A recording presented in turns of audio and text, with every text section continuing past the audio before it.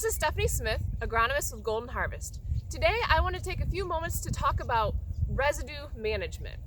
We're here in this cornfield, and this cornfield yielded about 200 bushels an acre last year. So I want to be thinking about 2020 and what does that mean for production. So there's three things when I think about corn stover. First of all, we have a lot of above ground carbon. The way carbon works with our soil microbes is carbon is a great energy source.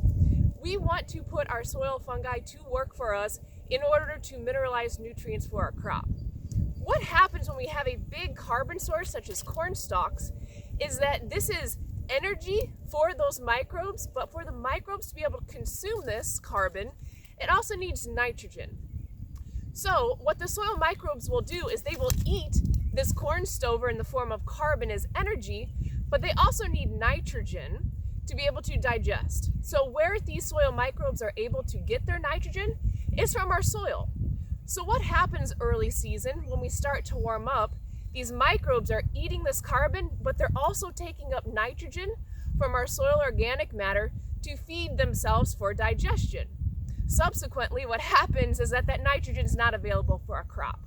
So early season in corn and beans, in a high carbon load situation, that you see pale greening.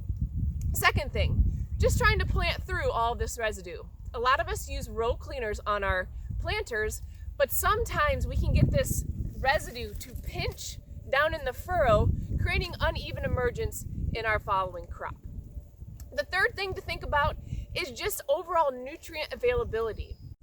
So it is our job to employ the microbes to make that fertility available. The question is, when does it become available? It's not an easy on-off switch. So when we think about managing residue, we want to get this broken down as fast as possible. Okay, if this is our situation that we're planting into, thinking about a starter fertilizer and banding that nutrient early season in corn and soybeans will be important. Typically, as farmers, we're used to dealing with this carbon penalty in corn. We up our nitrogen rates. But think about soybeans. Soybeans really don't start to nodulate or fix nitrogen from the atmosphere until about V3. So your soybean plant really needs some quick nitrogen early season to get going.